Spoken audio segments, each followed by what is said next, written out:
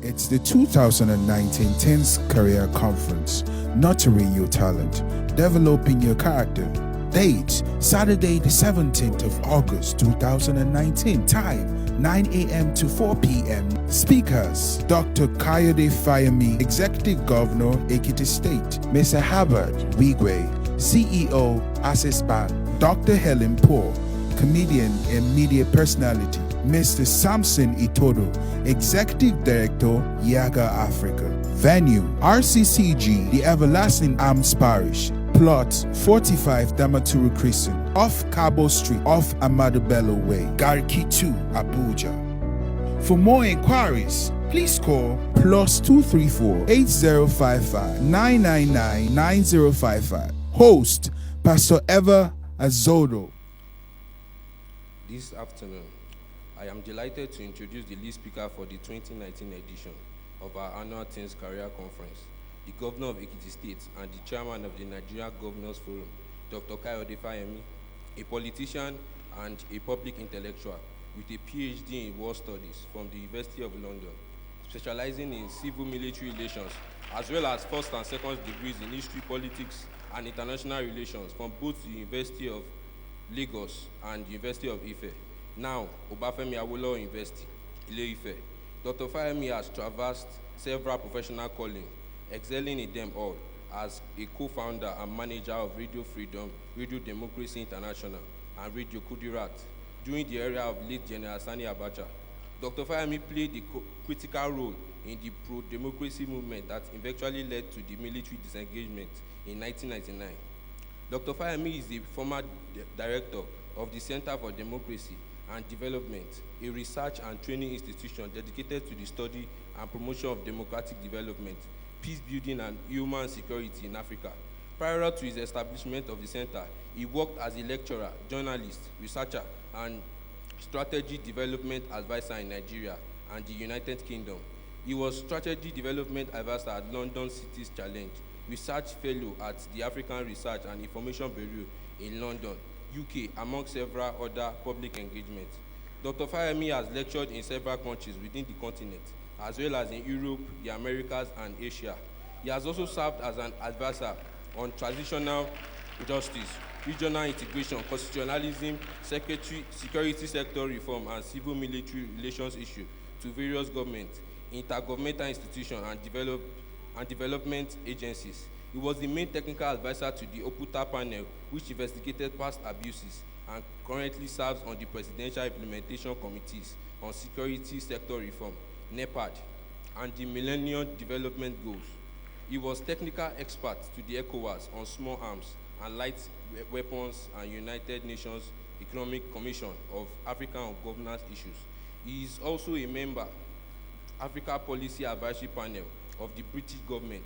At other times, he has served as a consultant to the OECD on security sector reform and chaired the Commonwealth Human Rights Initiative Committee of Experts on developing guiding principles and mechanisms of constitution making a Commonwealth Africa. Dr. Fayemi is a fellow of the Center for Peace and Conflict Studies, University of Ibadan, adjunct professor of security studies at the African Center for Strategic Studies, National Defense University, Fort McNair, Washington, D.C., USA. He was also a visiting professor in the African Studies program at Northwestern University, Evanston, USA in 2004. Dr. Fayemi serves on numerous boards, including the governing board of the Open Society Justice Institute, Baobab, for Women's Human Rights, African Security Sector Network, and on the advisory board of the Global Facilitation Network on Security Sector Reform, and on the Management Culture Board of the ECOWAS Secretariat, and many others. Distinguished ladies and gentlemen, please join me in welcoming to the podium our father, the Governor of Ekiti State, Dr. Kayode Fayemi.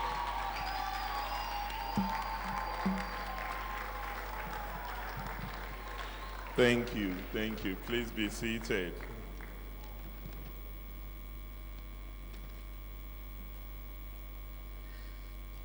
My very special regards to Dr. and Dr. Mrs. Azodo and Pastor Mrs. Abegunde. My sister Helen is a hard act to follow. So please you would have to bear with me if I don't excite you as much as Ellen has succeeded in doing. But I'm always so proud to be around her. She didn't tell you that she's married to an Ekiti man. That part of her story she's not mentioned. And when I was governor in Ekiti, in my first term, Ellen used to be one of the influencers in the state. She used to come, she's very close to my wife, and I am delighted to be here on this session with her. She's also a great Akokite. For those who may not know, it was our gain when Ilorin did not quite pan out for her. She ended up at the University of Lagos, and we welcomed that with open. We welcomed her with open arms. I'm really, really very happy to be here with you this afternoon. When my brother and friend Shegun Adeni told me that he would like me to speak to the teens, I've followed over the years these sessions from afar, both from his columns and in personal conversations with him. And really, because you are the future, I don't want to be despondent and say that when you have passed a certain age in Nigeria, you're formed. There's not much that one can do to mold you, to shape you, but God can always do wonders in our lives, no matter the age. But for we mere mortals, there is a sense in which we believe that it is when you speak to the young people that you have the greatest chance of really making a difference and molding people. And given what have been asked to talk about, nurturing your talent and developing your character, I think you guys need to say a big thank you to the adults who put this together.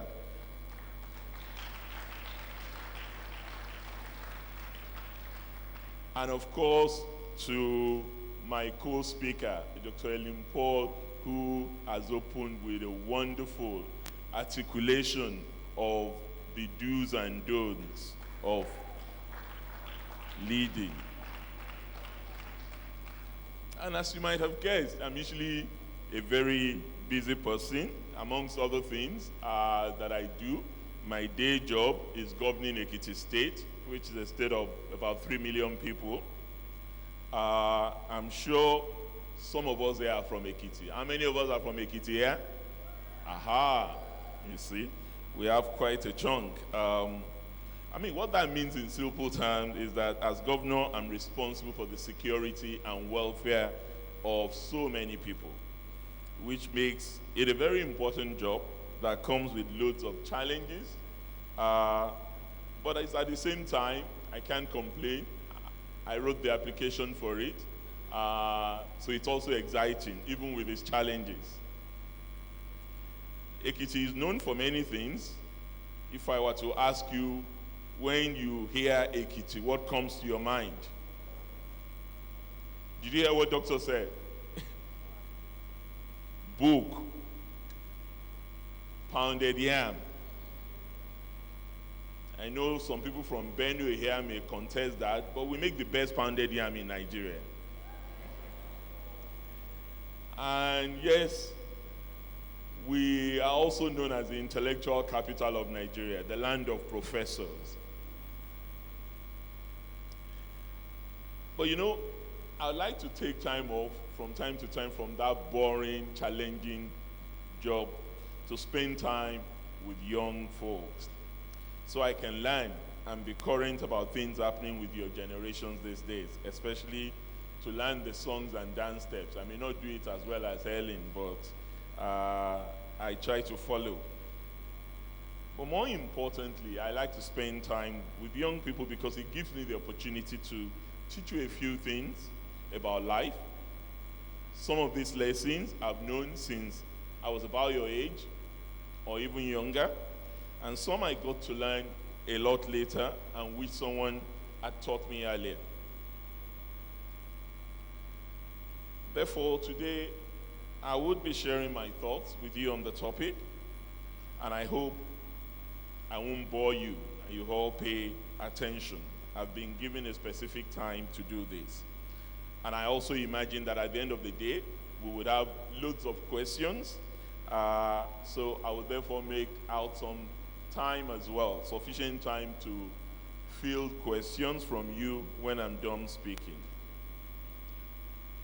But first thing first, walking with God, this is a faith-based gathering, and I will start by saying something about your faith as a young Christian or Muslim in relation to the topic. For many of you, your parents have taken you to church since you were born, and you have been consistent in church activities for as long as you can remember. That's exactly how I started life, as a mass server. Do you know what a mass server is? Who can tell me what a mass server is here? In the Catholic Church, you know what a mass server is? An altar server. The ones who walk with the Father, with the Reverend Father. And when you are a mass server, you are taught a lot about discipline. Not just fear and reverence of God, but discipline, especially if you are in charge of the early morning mass. So you have to be up early, clean the chalice, prepare the cassock and all the materials that will be used, and then of course be there to serve during mass. So that's how I grew up. Soon enough, you would come to realize that your parents can do that, start you out on a journey of life with reverence for God, but you'll come to realize that your faith and your walk with God is purely an individual affair. That is to say, as a Christian, for you to get started on the journey to finding your life's purpose, you must also be prepared to take personal responsibility for building a close relationship with God by yourself, not through the extension of your parents nor your siblings. And we have many examples of very important Bible characters who started their journey to greatness from childhood because they were close to God and had clear instructions from Him directly. Guys, I realize that not everybody will hear God's audible voice like Prophet Samuel did at about the age of 12. What is important is that you take your faith very seriously from now, and I believe you already do. But moving on, I would like to tell you some of the lessons about nurturing your talents, followed by some lessons about developing your character, and then listen to your questions or whatever you want us to do after that. 5 things about nurturing your talent. I've heard it when I came in, and I think it's absolutely right. Talent is your gift from God. And as you must have come to realize, the world has become an increasingly difficult place to live in with so many different problems, causing pain and suffering for millions of people. You might have been sheltered from any problems all your lives, with all your needs taken care of by your parents, but this is the truth you will soon come to confront. As Martin Luther King Jr. said, an individual has not started living until he can rise above the narrow confines of his individualistic concerns to the broader concerns of all of humanity. And the good news is that God has placed in each and every one of us the talent to solve one problem or the other that humanity faces. And we can all contribute to making the world a better place by discovering our talents and using them optimally. I'm sure you all remember that Michael Jackson song, Heal the World. Do you? Heal the world. It's a better place for you and for me. And see? You see it? People dying It is not enough for the living, for you and for me. So, we must use our talent to make the world a better place.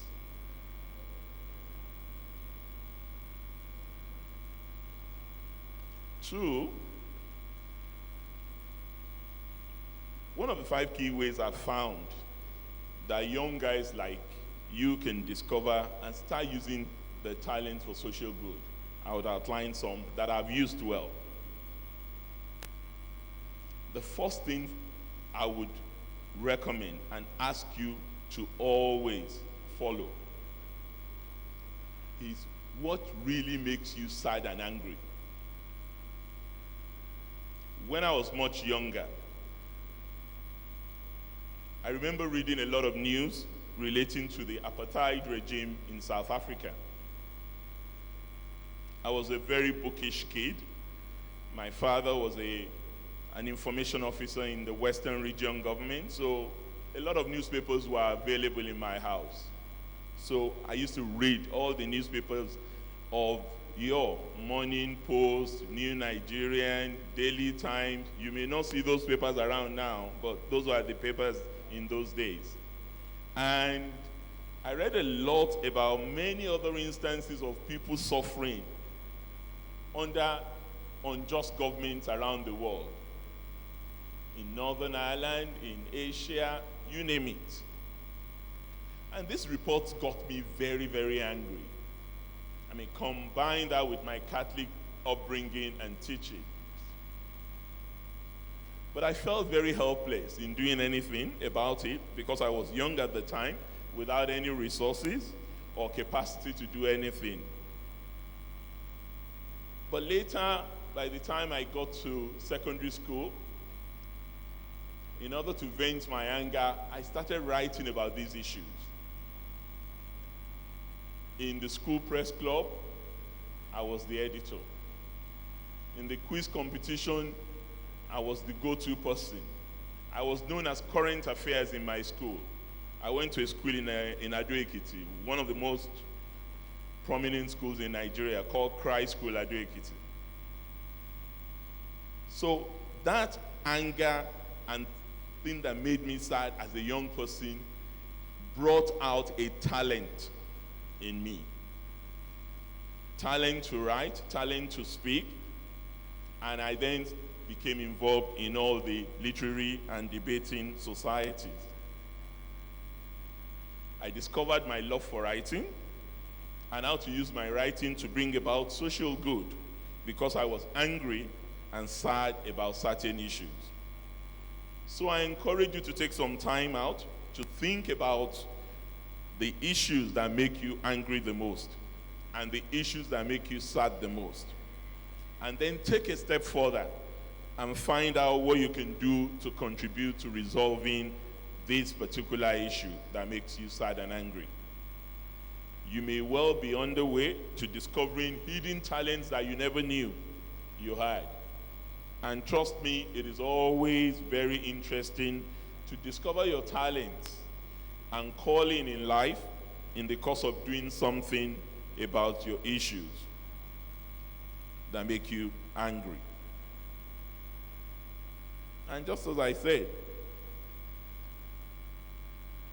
first, what makes you sad and angry? Second, what do you love doing?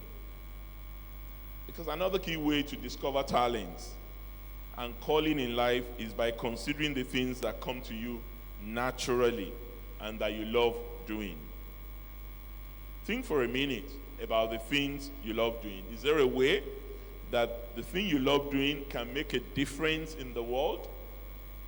Is there a way that talent can announce you and give you to the platform to display your talents and gifts?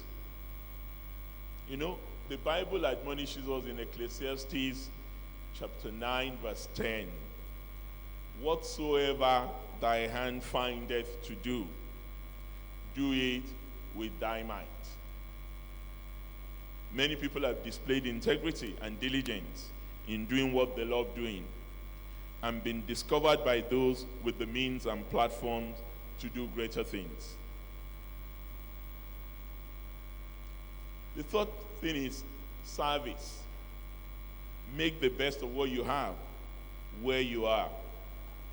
Service is something you need to embrace from early in life. As Jesus also taught us in Matthew 23:11, he that is greatest among you shall be your servant. I have had many people complain about not knowing where to start from or not having access to opportunities to improve their talents. I would like to announce to you that opportunities are not served to anyone a la carte, free of charge. You have to make the best of what you have right where you are. And you heard the rendition by Helen on how she created opportunities from her temperament. And that's why, as young people, you need to volunteer. Volunteer in the church, volunteer in the school, without any hidden expectation of personal benefits. When you volunteer, don't expect that something, immediate gratification will come.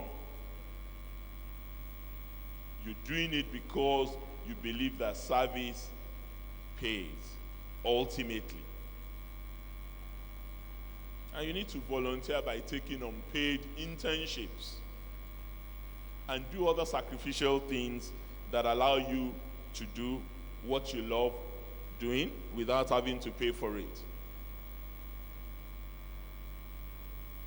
If you were to ask people that I was in school with, right from my secondary school to university, majority would not be surprised that I am a politician or in public service today, because I did everything. I was the chairman of my hall, an Injoku Hall. Those of you may know Unilag.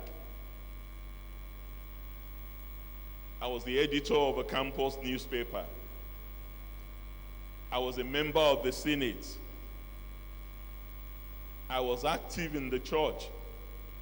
So I had a busy life outside of being a student, primarily interested in taking a degree. And that thing that I said about my anger and sadness, I took it even further by the time I got to university. I became the secretary of the youth organization fighting for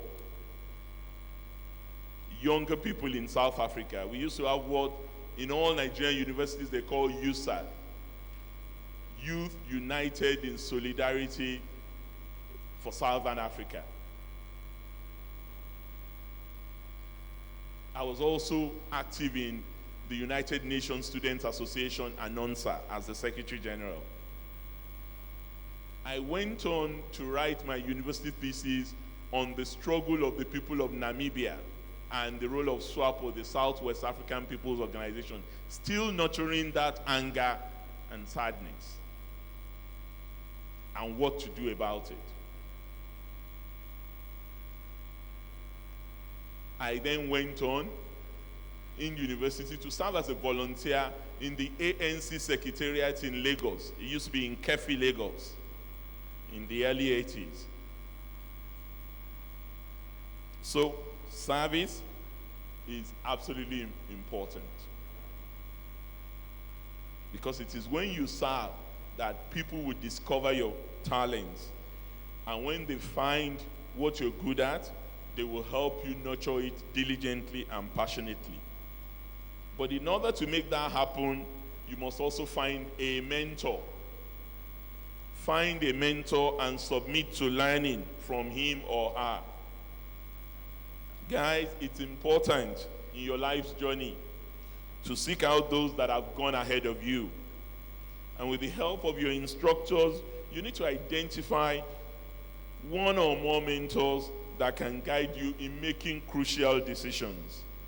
More importantly, when you have the privilege of having a mentor, take the relationship very serious.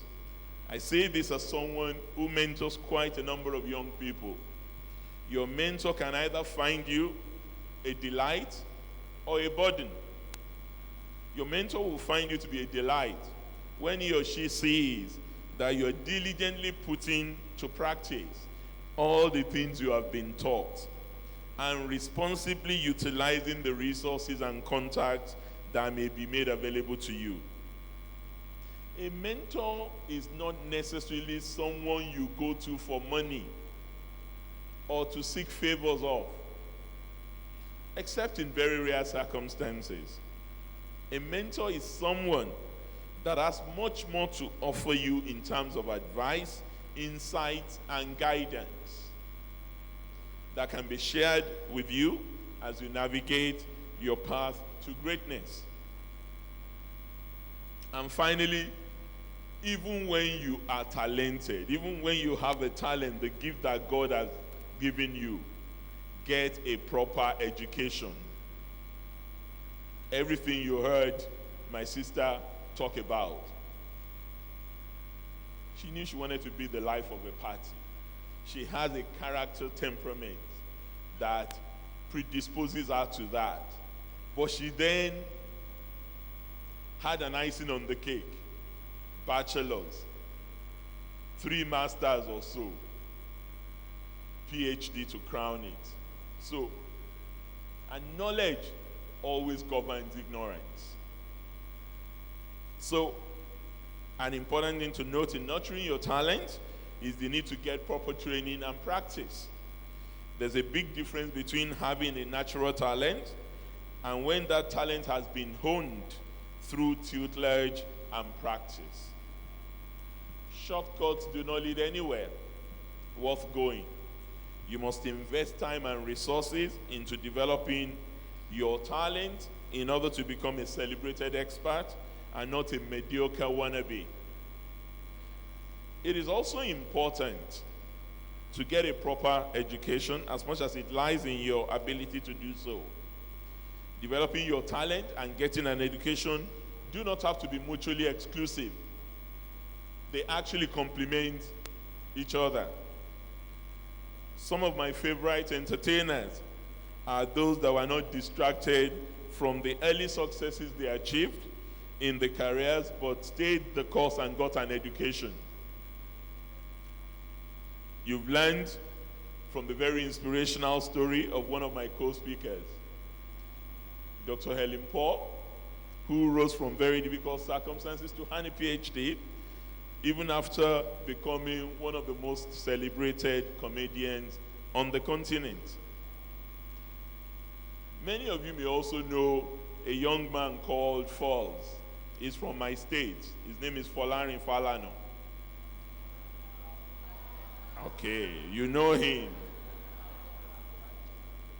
Bad guy.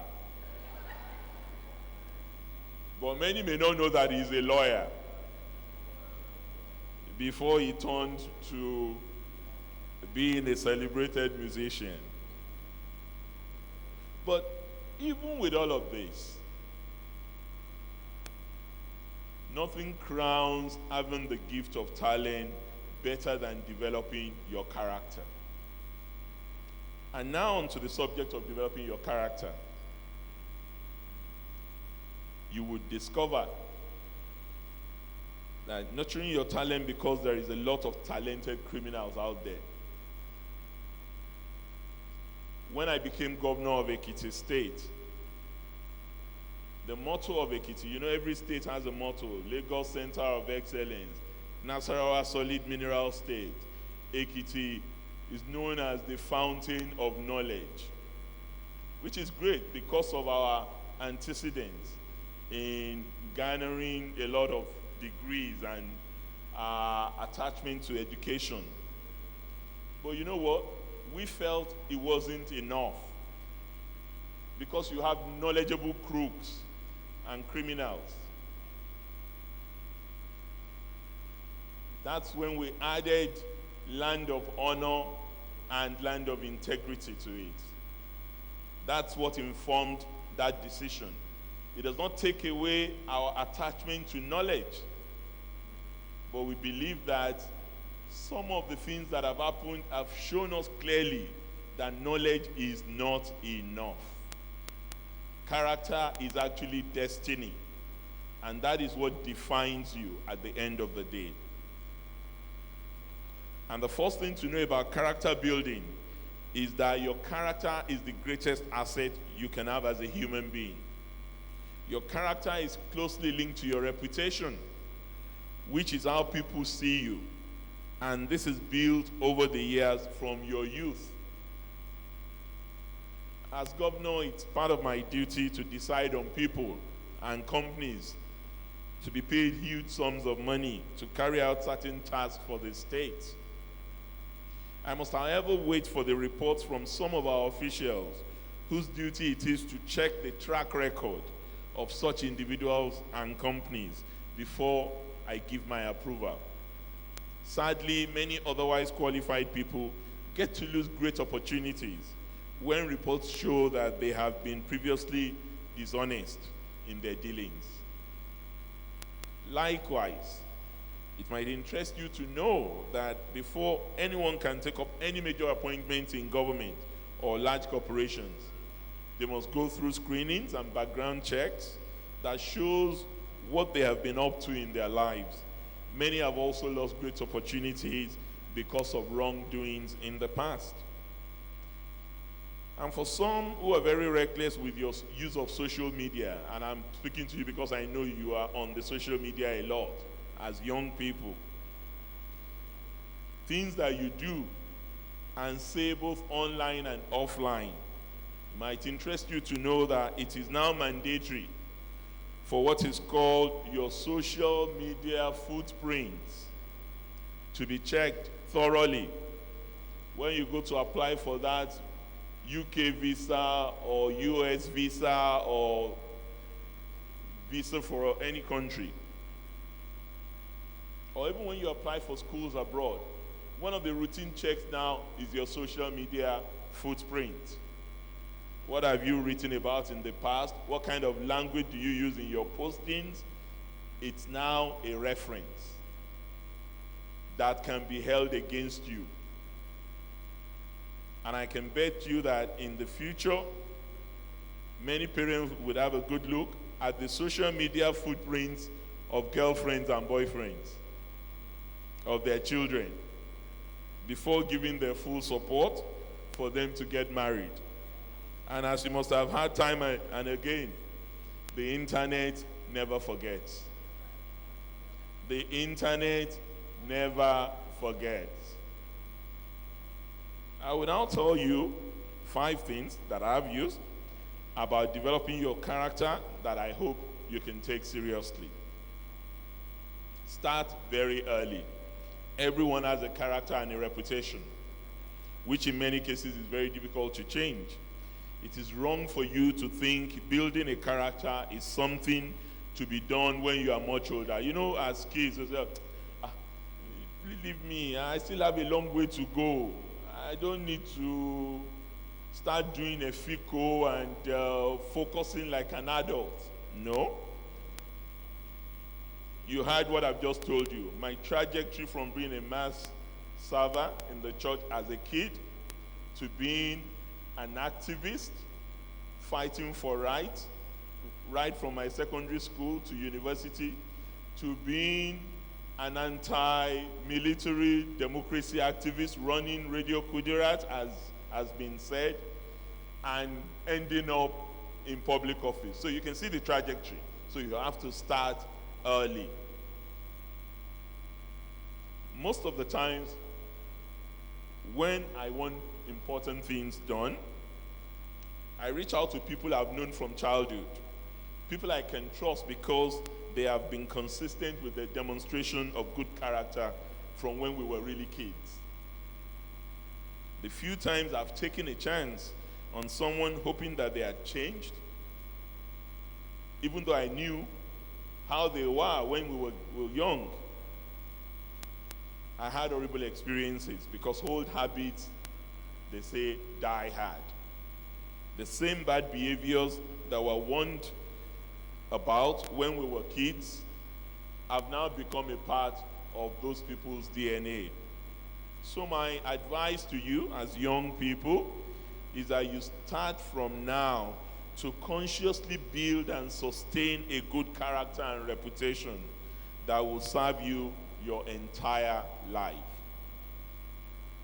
Bad communications corrupts good manners. That's what they say. And I'm sure you must have had that expression from your parents countless times. It is very important to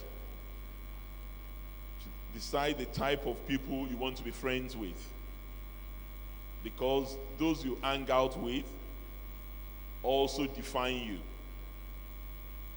Some of you are easily influenced by peer pressure. I mean, most of us are really.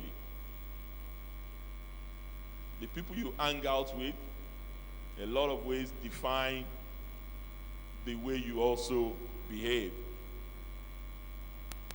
If they are into a particular vice, you also start experimenting with that vice. But if they're good too, you emulate them in their good behavior. Before you know it, your company defines you. Likewise, you need to be careful about the type of music, movies, and games you feed your minds with, because they ultimately influence you. Some songs out there these days are known to promote all types of deviant behavior, including rape culture, drug abuse, violence, things that should be avoided. I'll tell you a little story here. When I started my campaign to go back into government house in Ekiti State, there was a song that I discovered a lot of young people around me in my campaign team, they were using. And every time it was a very popular one. But I didn't quite understand what the song was about. It's called Legbegbe, iPhone 1, iPhone 2, iPhone 3. I'm sure you know this song. It was a very, very popular song on my campaign team. So one day I decided that, look, tell me about this song. What does it mean? And they told me that there was some Sheung Gbagbe, there was some young man or Gbagbe who I think is in jail now, who stole our phones, Apple phones, and that the song was informed by him. And I said, well, what is this doing in my campaign? What is that? Are you saying that I've stolen, or that my campaign is giving you a sense of legbegbe, how they steal phone on the side or what? So, of course, I had to restrain people. It was difficult because they still continue to use it. But when they're around me, they don't do it much. So, we must be careful of the type of music, the type of movies and games that we feed our minds with. And on the flip side is the fact that good communication reinforces good character. This means that if you hang around kids with good character and a clear focus in life, the chances are that the positive influence will rub off on you and make you a better person. 3, build your self-esteem. Are you following me? We started with start early. And then we moved on to good communication and keeping good company. 3, build your self-esteem. A lot of young people are lacking in self-esteem. And to be a person of sound character, you have to build a healthy self-esteem and be very confident and comfortable about yourselves. Many people sadly don't feel good about themselves for one reason or the other, and think that they need the validation of others to feel loved and appreciated. But Ellen demonstrated something to us about confession. Self-confession. Self-validation is even more important than external validation. And you can only have self-validation if you have a sense of worth a sense of self-esteem.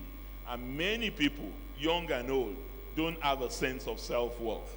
But it can be fixed. You can build it.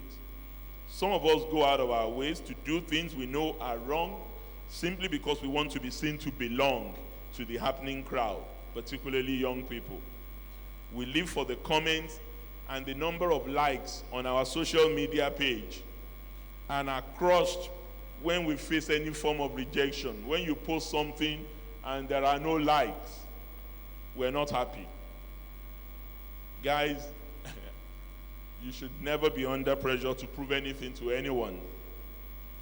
Many of the things you see on those places, Facebook, Twitter, Instagram, they're not real. And even if they are, they're not the standard for you to live your life by. Study more, feed your mind with materials that would help you think positively about yourself and improve your mental and emotional well-being. 4, in character building, learn to delay gratification. Learn to delay gratification. These days, we are all victims of instant gratification. We want what Yoruba people call iṣẹ́ kékeré, owó ńlá. That is what we all suffer from. Everybody wants to be governor or president or MD of a bank. If I ask many of us here, what do we want to be? I'm sure I will get interesting answers.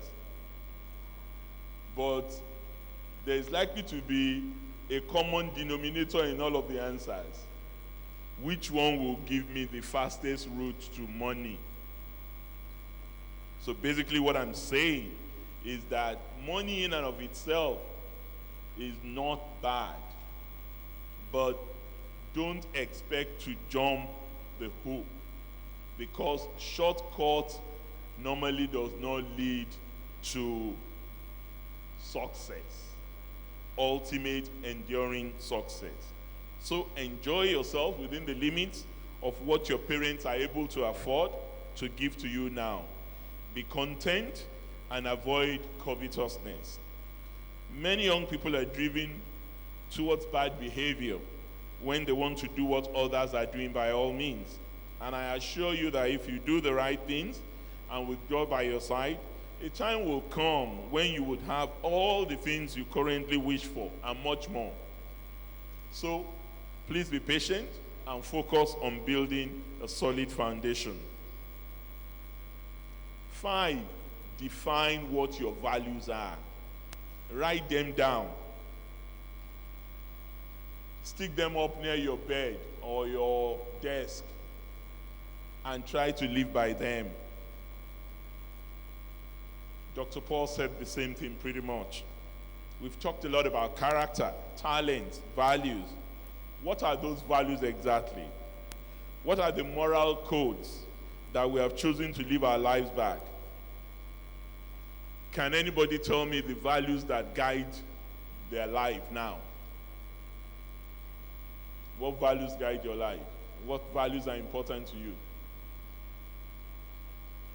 Honesty. Good. Honesty. What value?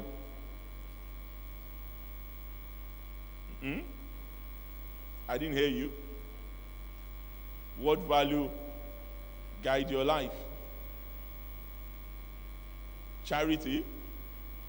Sincerity. Okay. Sincerity, honesty, integrity, decency. What have you? At least you are clear about what values define you. So my advice to you is to define the values that work for you. Write them down and find somewhere in your room to stick the list up to remind you every single day. On coming back to Ekiti, and I saw that a lot of our young people have deviated from what used to be what we're known for. You know, where people generally referred to as Araoke, the rustic people, the non-cosmopolitan people. We're not the Lagosians. And there are some enduring values that matter to us. Integrity, decency, hard work, truth-telling, patience. But I came back and I see that a lot of our young people too have imbibed the culture of, is it sharp, they call it. So one of the things we've started in Ekiti is the Values Academy. And the Values Academy that we started by government also incorporates this in the curriculum of our schools in the state, because we feel that this is really where the rubber meets the road. This is where we have to start the rebuilding and the restoration of values in our state. So before we finish today, I want you to take time out to list the decisions you are choosing to make based on what you have learned at this conference today from what I and other speakers have said. And as I conclude, I would like to leave you with a very important lesson. Usually as young people, when we think about the future, we think of some distant dates, many years down the line.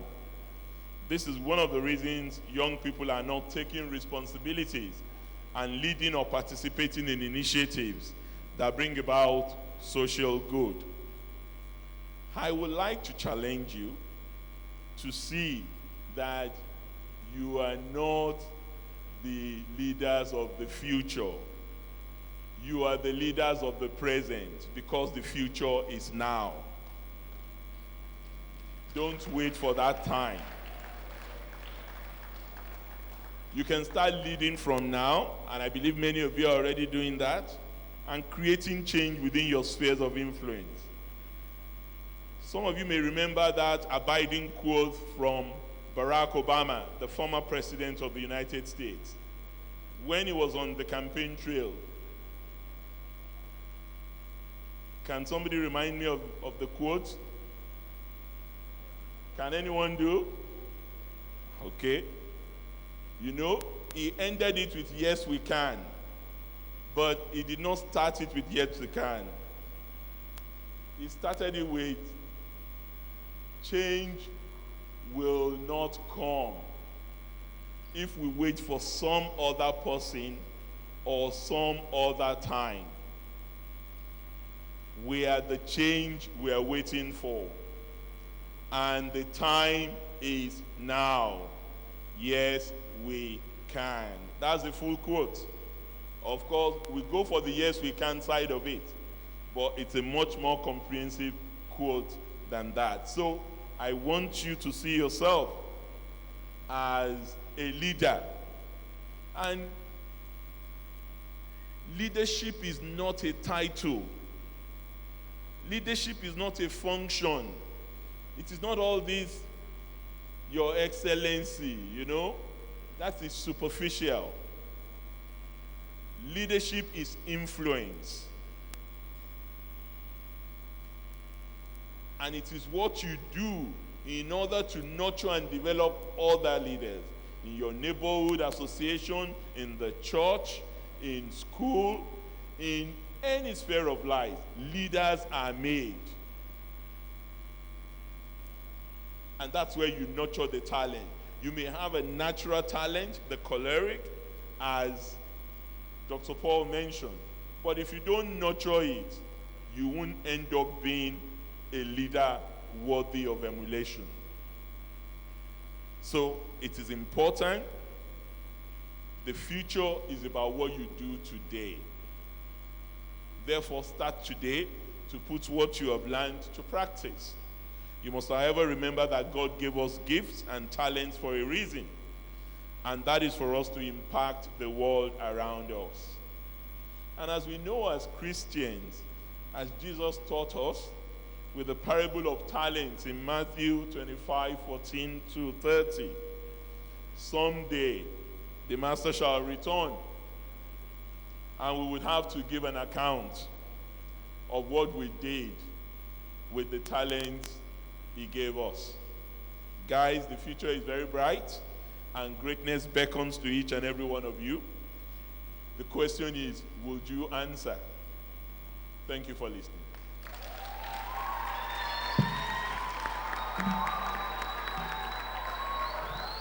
A big round of applause to the Executive Governor of Ekiti State, Dr. Kayode Fayemi.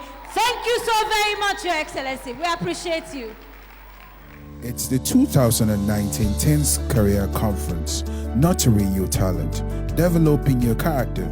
Date, Saturday the 17th of August 2019. Time, 9 a.m. to 4 p.m. Speakers, Dr. Kayode Fayemi, Executive Governor, Ekiti State. Mr. Herbert Wigwe, CEO, Access Bank. Dr. Helen Poor, comedian and media personality. Mr. Samson Itodo, Executive Director, Yaga Africa. Venue, RCCG, the Everlasting Arms Parish. Plot 45 Damaturu Crescent, off Cabo Street, off Amadu Bello Way, Garki 2, Abuja.